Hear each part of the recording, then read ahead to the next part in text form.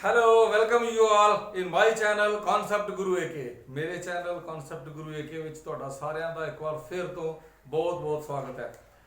ਅੱਜ ਮੈਂ plus 2 political science ਦਾ topic ਸੰਸਦੀ ਸ਼ਾਸਨ ਪ੍ਰਣਾਲੀ ਡਿਸਕਸ ਕਰਨ ਜਾ ਰਿਹਾ ਕਿਉਂਕਿ ਇਹ ਵੀਡੀਓ ਪਹਿਲਾਂ ਨਹੀਂ ਸੀ ਬਣੀ, ਇਸ ਕਰਕੇ ਮੈਂ ਇਹ ਵੀਡੀਓ ਮੇਰੇ ਦੁਆਰਾ ਨਹੀਂ ਸੀ ਬਣੀ ਪਹਿਲੇ, ਇਸ ਕਰਕੇ ਮੈਂ ਸੋਚਿਆ ਇਹ ਵੀਡੀਓ ਬਣਾਈ ਜਾਏ। ਸੋ ਇਸ ਵੀਡੀਓ ਵਿੱਚ ਮੈਂ ਪੂਰਾ ਟੌਪਿਕ ਕਵਰ ਕਰਨ ਦੀ ਕੋਸ਼ਿਸ਼ ਕਰਾਂਗਾ ਤੇ ਬਹੁਤ ਜ਼ਿਆਦਾ ਸੰਭਾਵਨਾ ਹੈ ਕਿ ਤੁਸੀਂ ਅੱਛੀ ਤਰ੍ਹਾਂ ਸਮਝ ਸਕੋਗੇ।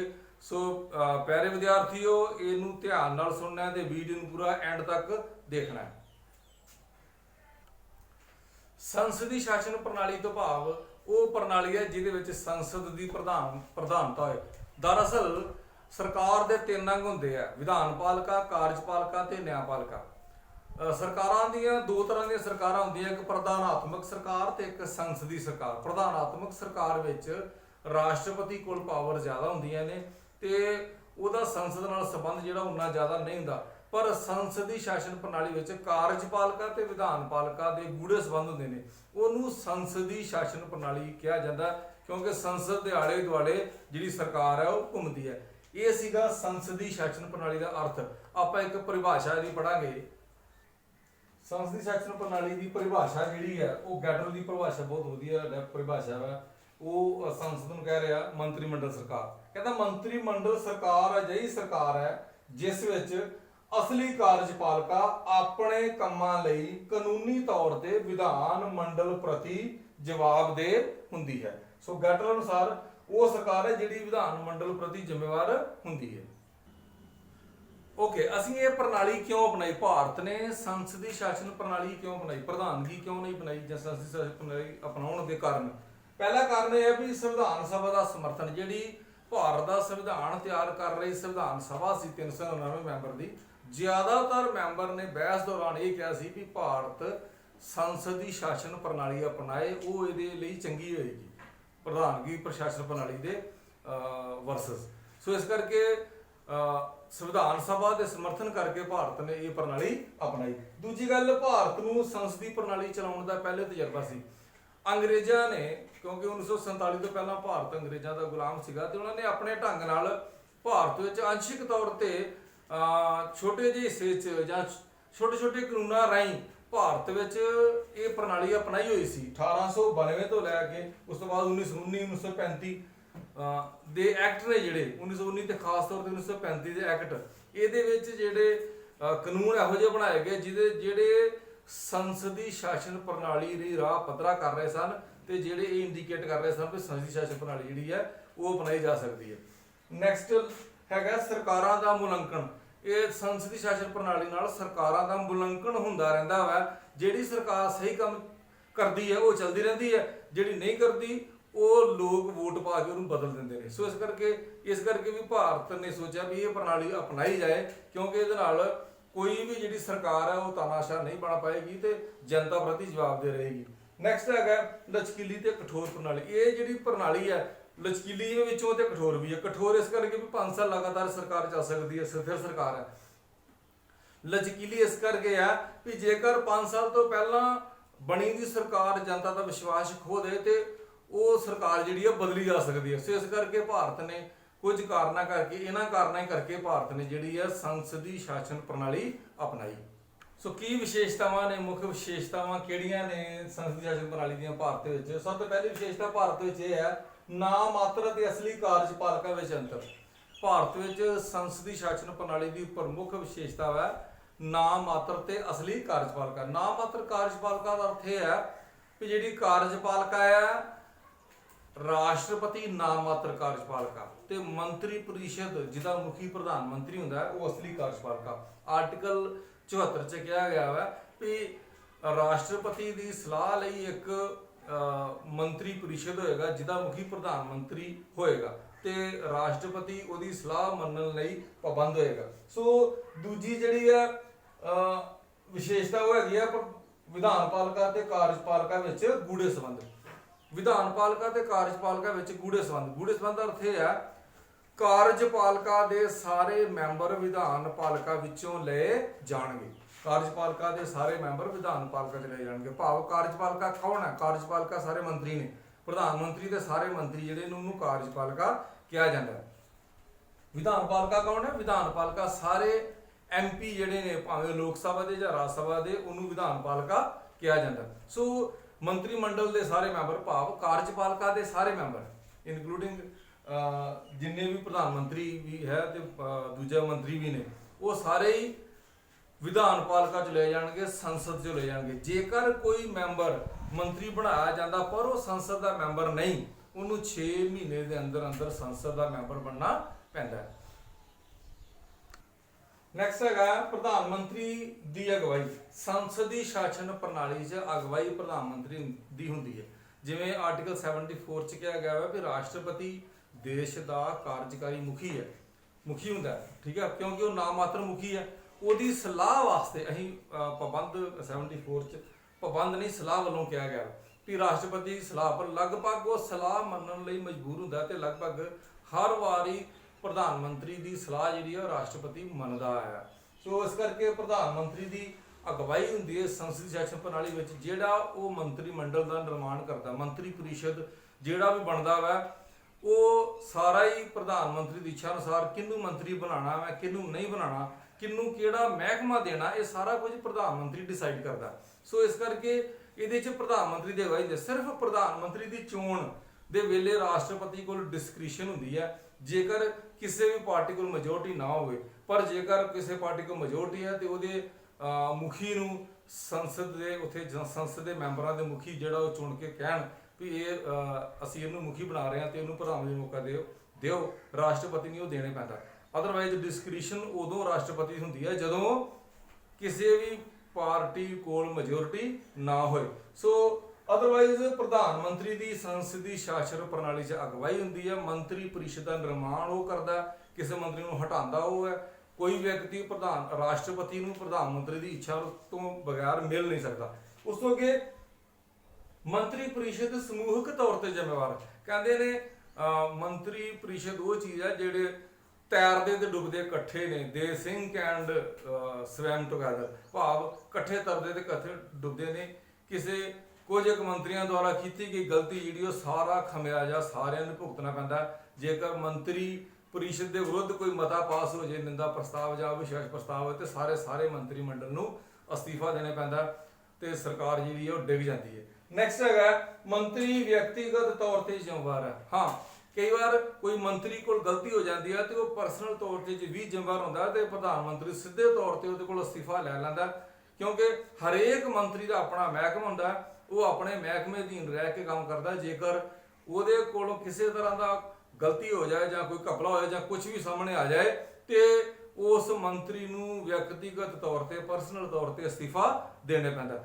ਨੈਕਸਟ ਹੈਗਾ ਮੰਤਰੀ ਪਰਿਸ਼ਦ ਦਾ ਜਿਹੜਾ ਮੰਤਰੀ ਪਰਿਸ਼ਦ ਤੇ ਵਿਧਾਨ ਪਾਲਿਕਾ ਦਾ ਕੰਟਰੋਲ। ਵਿਧਾਨ ਪਾਲਿਕਾ ਮਤਲਬ ਸੰਸਦ ਦਾ ਮੰਤਰੀ ਪਰਿਸ਼ਦ ਤੇ ਕੰਟਰੋਲ ਹੁੰਦਾ। ਮੰਤਰੀ ਪਰਿਸ਼ਦ ਜਿਹੜੇ ਮੰਤਰੀ ਮੰਡਲ ਦੇ ਮੈਂਬਰ ਹੁੰਦੇ ਨੇ ਉਹਨਾਂ ਨੂੰ ਪ੍ਰਸ਼ਨ ਪੁੱਛ ਕੇ, ਉਹਨਾਂ ਦੇ ਨਿੰਦਾ ਪ੍ਰਸਤਾਵ ਪੇਸ਼ ਕਰਕੇ ਜਾਂ ਹੋਰ ਹਰ ਢੰਗ ਨਾਲ ਆਡੀਟਰ ਬਿਠਾ ਕੇ ਉਹਨਾਂ ਕੋਲੋਂ ਪ੍ਰਸ਼ਨ ਪੁੱਛੇ ਜਾਂਦੇ ਨੇ ਤੇ ਸੰਸਦ ਸਾਹਮਣੇ ਮੰਤਰੀਆਂ ਨੂੰ ਆਪਣੇ ਵਿਭਾਗ ਨਾਲ ਸੰਬੰਧਿਤ ਪ੍ਰਸ਼ਨ ਦਾ ਉੱਤਰ ਦੇਣੇ ਪੈਂਦਾ। ਠੀਕ ਹੈ, ਜੇਕਰ ਉਹ ਅਸਮਰਥ ਹੋਣ ਤੇ ਉਹਨਾਂ ਨੂੰ ਆਪਣੇ ਅਹੁਦੇ ਤੋਂ ਵੀ ਹੱਥ ਧੋਣੇ ਪੈ ਸਕਦੇ ਆ। ਸੋ ਵਿਧਾਨ ਪਾਲਿਕਾ ਦਾ ਭਾਵ ਸੰਸਦ ਦਾ ਮੰਤਰੀ ਪਰਿਸ਼ਦ ਤੇ ਪੂਰੀ ਤਰ੍ਹਾਂ ਕੰਟਰੋਲ ਹੁੰਦਾ। ਮੰਤਰੀ ਪਰਿਸ਼ਦ ਦਾ ਨਿਸ਼ਚਿਤ ਆਕਾਰ। ਭਾਰਤ ਵਿੱਚ 2003 ਚ 91ਵੀਂ ਸੋਧ ਦੇ ਵਿੱਚ ਇੱਕ ਐਕਟ ਪਾਸ ਕੀਤਾ ਗਿਆ ਜਿਹਦੇ 'ਚ ਇਹ ਕਿਹਾ ਗਿਆ ਵੀ ਮੰਤਰੀ ਪਰਿਸ਼ਦ ਦਾ ਜਿਹੜਾ ਆਕਾਰ ਹੈ ਉਹ ਲੋਕ ਸਭਾ ਦੀ ਕੁੱਲ ਗਿਣਤੀ ਦਾ 15% ਤੋਂ ਵੱਧ ਨਹੀਂ ਹੋ ਸਕਦਾ। ਭਾਵ ਜਿੰਨੇ ਲੋਕ ਸਭਾ ਦੇ ਕੁੱਲ ਮੈਂਬਰ ਨੇ ਉਹਦੇ 15% MP ਜਿਹੜੇ ਨੇ ਉਹੀ ਮੰਤਰੀ ਬਣ ਸਕਦੇ ਨੇ। ਸੋ ਇਸ ਕਰਕੇ ਮੰਤਰੀ ਪਰਿਸ਼ਦ ਦਾ ਆਕਾਰ ਜਿਹੜਾ ਨਿਸ਼ਚਿਤ ਕੀਤਾ ਗਿਆ 91 ਸੋਧ 2003 ਚ ਜਿਹੜੀ ਸੰਸਦ ਨੇ ਪਾਸ ਕੀਤੀ ਸੀ, ਰਾਸ਼ਟਰਪਤੀ ਨੇ 2004 ਚ ਜਨਵਰੀ ਸਾਈਨ ਕੀਤੇ ਤੇ ਐਕਟ ਬਣ ਗਿਆ। ਇਹਦੇ ਨਾਲ ਇਹ ਵੀ ਕਿਹਾ ਗਿਆ ਵਾ ਵੀ ਰਾਜਾਂ ਵਿੱਚ ਜੇਕਰ ਕਿਸੇ ਰਾਜ ਦੇ ਕੁੱਲ MLA ਦੀ ਸੰਖਿਆ ਹੀ 60 ਹੈ, ਵਿਧਾਨ ਸਭਾ ਦੀ ਸੰਖਿਆ ਹੀ 60 ਹੈ, ਉਹ 12 ਤੱਕ ਜਿਹੜੇ ਮੰਤਰੀ ਬਣਾ ਸਕਦਾ। ਨੈਕਸਟ ਹੈਗੀ ਗੱਲ ਸੰਸਦੀ ਸ਼ਾਸਨ ਪ੍ਰਣਾਲੀ 'ਚ ਵਿਸ਼ੇਸ਼ਤਾ ਵਿੱਚ ਅਗਲੀ ਗੱਲ ਹੈ ਰਾਜਨੀਤਿਕ ਇਕਰੂਪਤਾ।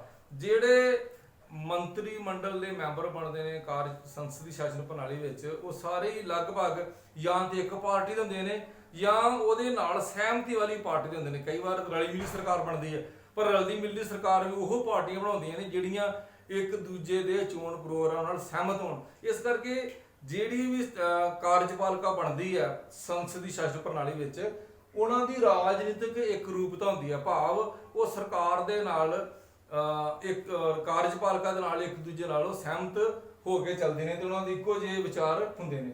ਨੈਕਸਟ ਹੈਗਾ ਵਿਰੋਧੀ ਦਲ ਦੇ ਨੇਤਾ ਨੂੰ ਮਾਨਤਾ।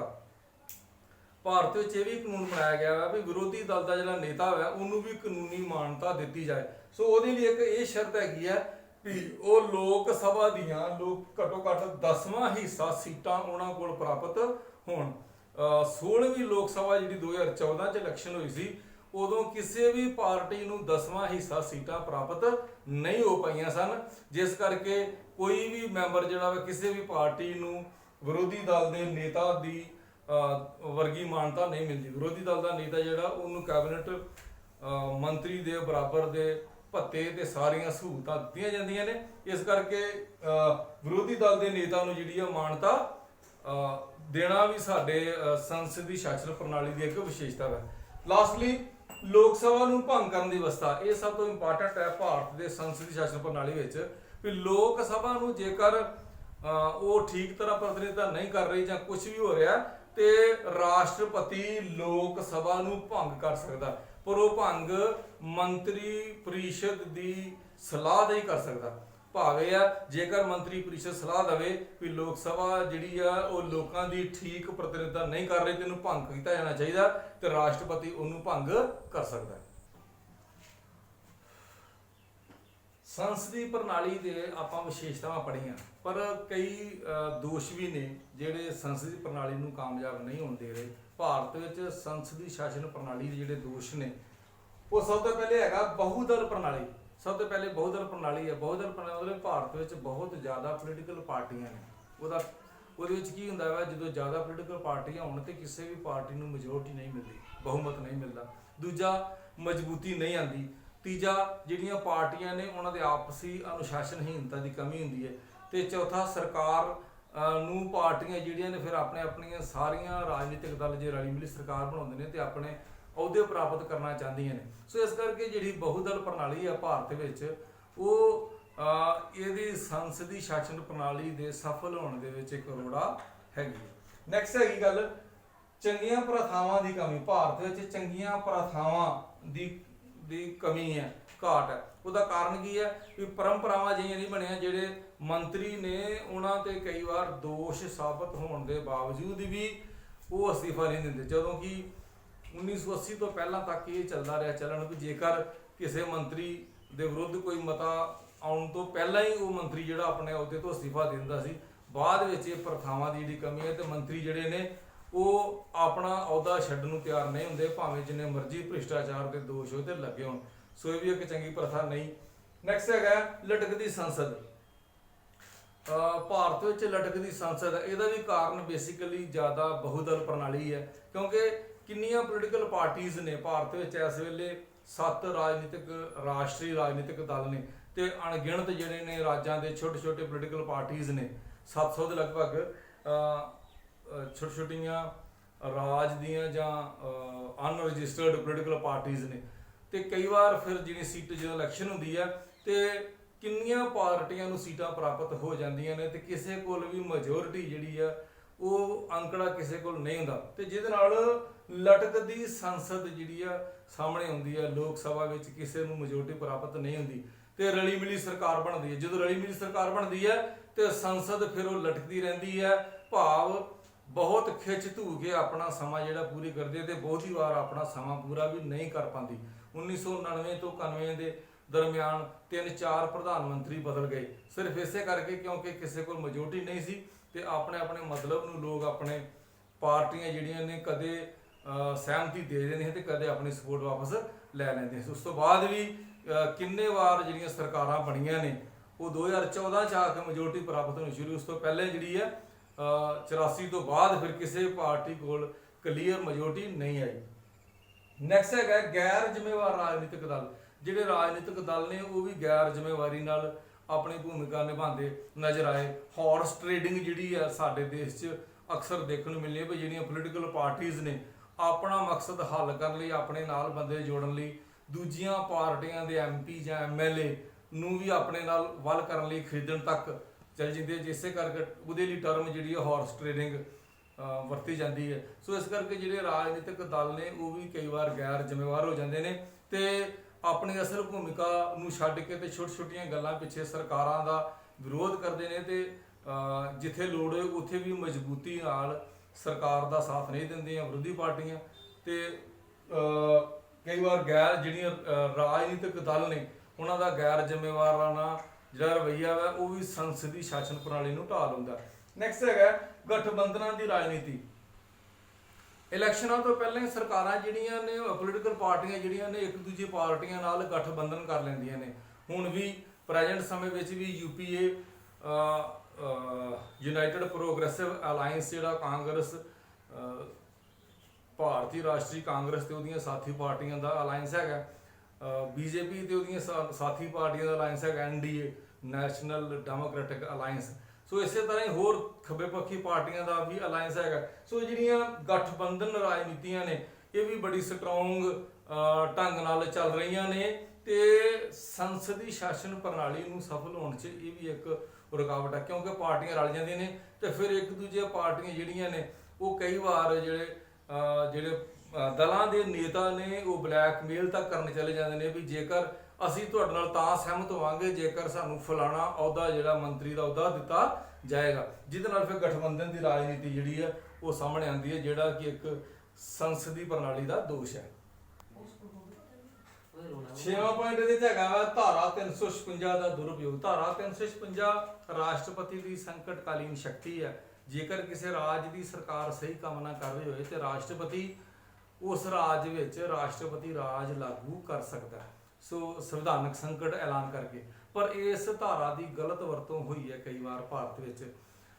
ਜੇਕਰ ਕੇਂਦਰ 'ਚ ਸਰਕਾਰ ਕਿਸੇ ਹੋਰ ਪਾਰਟੀ ਦੀ ਹੈ, ਰਾਜਾਂ 'ਚ ਸਰਕਾਰ ਕਿਸੇ ਹੋਰ ਪਾਰਟੀ ਦੀ ਹੈ ਤੇ ਕੇਂਦਰ ਸਰਕਾਰ ਰਾਸ਼ਟਰਪਤੀ ਦੁਆਰਾ ਉਸ ਰਾਜ ਦੀ ਸਰਕਾਰ ਨੂੰ ਭੰਗ ਕਰ ਸਕਦੀ ਹੈ। ਬਹੁਤ ਵਾਰ ਇਹਦੀ ਦੁਰਵਰਤੋਂ ਹੋਈ ਹੈ। 1980 'ਚ 9 ਰਾਜਾਂ ਦੀ ਸਰਕਾਰ ਜਿਹੜੀ ਹੈ, 9 ਰਾਜਾਂ ਦੀ ਸਰਕਾਰ ਕੇਂਦਰ ਦੀ ਕਾਂਗਰਸ ਸਰਕਾਰ ਨੇ ਡੇ ਦਿੱਤੀ। ਇਸੇ ਤਰ੍ਹਾਂ 2016 'ਚ ਲੇਟੈਸਟ ਉੱਤਰਾਖੰਡ ਤੇ ਆਂਧਰਾ ਪ੍ਰਦੇਸ਼ ਸਰਕਾਰ ਜਿਹੜੀ ਹੈ BJP ਦੀ ਸਰਕਾਰ ਨੇ, ਕੇਂਦਰ ਦੀ BJP ਦੀ ਸਰਕਾਰ ਨੇ ਰਾਸ਼ਟਰਪਤੀ ਦੁਆਰਾ ਡਗਾ ਦਿੱਤੀ, ਭੰਗ ਕਰ ਦਿੱਤੀ 356। ਸੋ ਧਾਰਾ 356 ਦੀ ਗਲਤ ਵਰਤੋਂ ਹੋਈ ਹੈ, ਬੜੇ ਵਾਰ ਹੋਈ ਹੈ ਸਾਡੇ ਦੇਸ਼ 'ਚ, ਸਾਰੀਆਂ ਪੋਲੀਟੀਕਲ ਪਾਰਟੀਆਂ ਨੇ ਕੀਤੀ ਹੈ।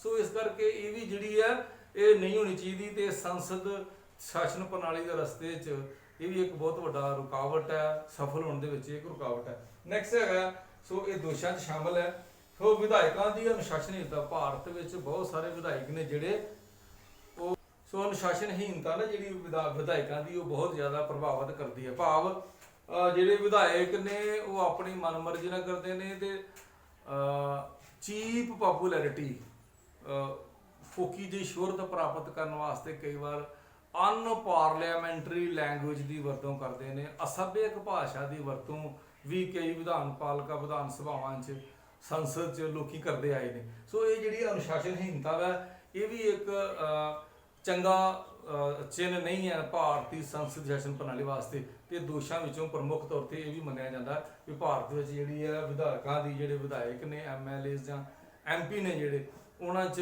ਅਨੁਸ਼ਾਸਨਹੀਨਤਾ ਕਾਫੀ ਪਾਈ ਜਾਂਦੀ ਹੈ।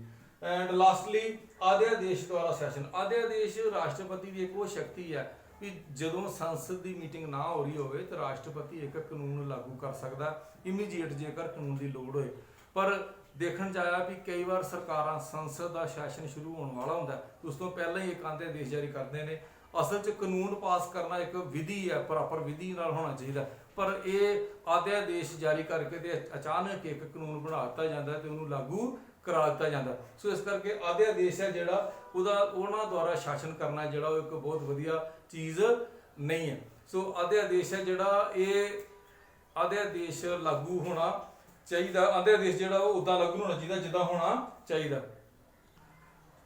ਸੋ ਅਧਿਆਦੇਸ਼ਾਂ ਦੁਆਰਾ ਸ਼ਾਸਨ ਨਹੀਂ ਹੋਣਾ ਚਾਹੀਦਾ। ਅਧਿਆਦੇਸ਼ ਨੂੰ ਉਦੋਂ ਲਾਗੂ ਕੀਤਾ ਜਾਣਾ ਚਾਹੀਦਾ ਜਦੋਂ ਵਾਕਈ ਤੇ ਅਸਲ ਵਿੱਚ ਉਹਦੀ ਲੋੜ ਹੋਏ। ਆਪਣੇ ਰਾਜਨੀਤਿਕ ਲਾਭਾਂ ਲਈ ਅਧਿਆਦੇਸ਼ ਦੀ ਵਰਤੋਂ ਨਹੀਂ ਹੋਣੀ ਚਾਹੀਦੀ। ਸੋ ਇਹ ਕੁਝ ਦੋਸਤ ਸੀਗੇ ਜਿਹੜੇ ਸੰਸਦੀ ਸ਼ਾਸਨ ਪ੍ਰਣਾਲੀ 'ਚ ਸੀਗੇ। ਸੋ ਮੈਂ ਕੋਸ਼ਿਸ਼ ਕੀਤੀ ਹੈ ਪਿਆਰੇ ਵਿਦਿਆਰਥੀਓ ਤੁਹਾਨੂੰ ਭਾਰਤੀ ਸੰਸਦੀ ਸ਼ਾਸਨ ਪ੍ਰਣਾਲੀ ਦੇ ਅਰਥ, ਪਰਿਭਾਸ਼ਾ ਤੇ ਇਹ ਆਪਾਂ ਕਿਉਂ ਅਪਣਾਈ ਤੇ ਇਹਦੀਆਂ ਵਿਸ਼ੇਸ਼ਤਾਵਾਂ ਤੇ ਦੋਸ਼ਾਂ ਬਾਰੇ ਦੱਸਣ ਦੀ। ਸੋ ਮੈਨੂੰ ਆਸ ਹੈ ਵੀ ਤੁਹਾਨੂੰ ਕਲੀਅਰ ਕੱਟ ਸਮਝ ਲੱਗ ਗਈ ਹੋਏਗੀ ਤੇ ਮੁੱਢਲੀ ਜਾਣਕਾਰੀ 'ਚ ਤੁਹਾਡਾ ਜ਼ਰੂਰ ਵਾਧਾ ਹੋਏਗਾ। ਬਹੁਤ ਬਹੁਤ ਧੰਨਵਾਦ, ਥੈਂਕ ਯੂ। ਜੇਕਰ ਤੁਹਾਨੂੰ ਮੇਰੀ ਵੀਡੀਓ ਅੱਛੀ ਲੱਗੀ ਹੈ ਤੇ ਤੁਸੀਂ ਇਹਨੂੰ ਲਾਈਕ ਕਰ ਸਕਦੇ ਹੋ, ਸ਼ੇਅਰ ਕਰੋ, ਮੇਰੇ ਚੈਨਲ ਨੂੰ ਸਬਸਕ੍ਰਾਈਬ ਜ਼ਰੂਰ ਕਰੋ ਤੇ ਤੁਸੀਂ ਹੋਰ ਕੀ ਚਾਹੁੰਦੇ ਹੋ, ਕਿਹੜੇ ਟੌਪਿਕ ਤੇ ਵੀਡੀਓ ਚਾਹੁੰਦੇ ਹੋ ਤੇ ਤੁਸੀਂ ਉਹ ਵੀ ਦੱਸ ਸਕਦੇ ਹੋ ਆਪਣਾ ਕਮੈਂਟ ਸੈਕਸ਼ਨ ਰਾਹੀਂ। ਸੋ ਬਹੁਤ ਬਹੁਤ ਧੰਨਵਾਦ, ਥੈਂਕ ਯੂ।